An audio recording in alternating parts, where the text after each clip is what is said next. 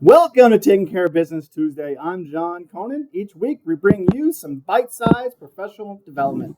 This week we're bringing you a concept that's called the Dignity Index. So let's talk a little bit about dignity. Dignity, from an author by the name of Donna Hicks, she reports that I saw that if indignity tears us apart, then dignity can put us back together again. Dignity became the lens through which I made sense of the world from that point on. She continues, along with our survival instincts, the desire to be treated with dignity is the single most powerful force motivating our behavior. If we violate someone's dignity repeatedly, we will get a divorce or a war or a revolution, because a desire for revenge is an instant response to a dignity violation. Well, we're going to dig into this over the next 3 episodes, a little about indignity and dignity, and talking about how that could lead to contempt. In fact, there is an index called the Dignity Index, where we can take a look at anyone's speech and rate it from a 1 to 8 rubric. Take a look. Number 1 is they're not even human. It's our moral duty to destroy them before they destroy us. Or right in the middle, let's go with a 5. The other side has a right to be here and a right to be heard. They belong here too. And all the way up to a number 8. Each one of us is born with inherent worth, so we treat everyone with dignity no matter what. So we can throw any type of conversation or dialogue into this index and score it. And let's learn just a little bit more about how this Dignity Index started. Careless, reckless. The radical leftist. Another tax break.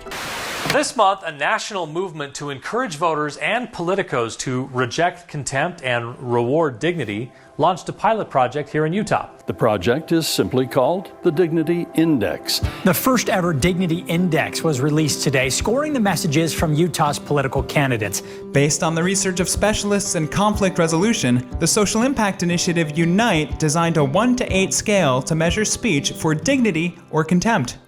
The lower the number, the more contemptuous and divisive the language. What we've found is that people are starving for a break from the contempt and hatred and divisiveness. And let's also be clear, the stakes here are high. We have divisions that are not caused by disagreement. They're not caused because we think differently. They're caused because we have contempt. Contempt actually kills curiosity. Contempt takes away our ability to talk to each other, which takes away our ability to solve problems together, which can take away our ability to hold our democracy together. This is not a score of how nice people are necessarily. That's right. This is not about speech police. This is not about kumbaya group hugs. This is about how we speak in terms of elevating the conversation to something a little bit different. There's really important efforts to change hearts and minds and have public discussions. But what I like about this is it focuses on behaviors, and behaviors are changeable. To change behavior, you have to be able to define the behavior, and then you have to measure the behavior. And so we've trained a group of ideologically diverse coders, liberals and conservatives, working together. Looking at campaign letters, debate transcripts, speeches, social media accounts, and trying to quantify, is this speech dignified or not? Hi, my name is Stephen Lenhoff. Iridacunda Esperance. Madeline Jones. Susie Estrada, and I am a student at the University of Utah. In the training, what was really heartening to see is that we could get a lot of agreement across this broad ideological spectrum. The great thing about it is everyone can understand it because it's really just about how we treat each other. My thoughts about political dialogue have changed through this experience, internalizing that dialogue as a tool. If you could just read the index, it makes you think about, well, what's a more inclusive way to say this and a more inclusive way to say that. And I think one of the most important parts of the Dignity Index is not what it's telling us about our politicians, it's about what it will tell us about ourselves. It's funny that we designed something as a grading tool, but what it's turned out to be most powerful as is a mirror. And this changed the way I've had conversations with my children, with my neighbor, with my colleagues at work. The Dignity Index changed me. Mm-hmm. And yes, you can challenge the scoring, but that inspires a conversation. Any problem of the whole is going to require the whole.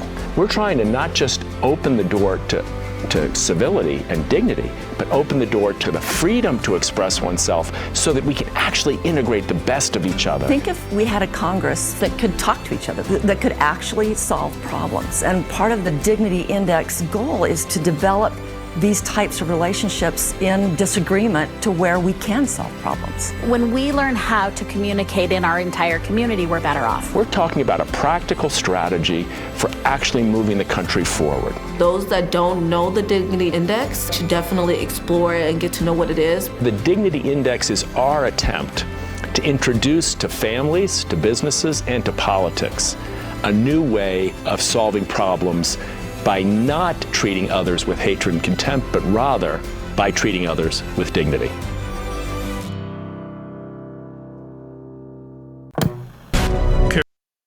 Wow, how powerful is that, the Dignity Index? So we're going to, over the next 3 episodes, dive into not only the elements of dignity, but how we might be able to use that within our own setting within our schools. So we know from research that dignity has these 10 elements: accepting dignity, inclusion, safety, acknowledgement, independence, recognition, fairness, benefit of the doubt, understanding, and accountability. Well, as we dive in, we're going to take a look at how we can build some skills to help make sure that we are going from indignant or contempt to more of a dignified way of responding.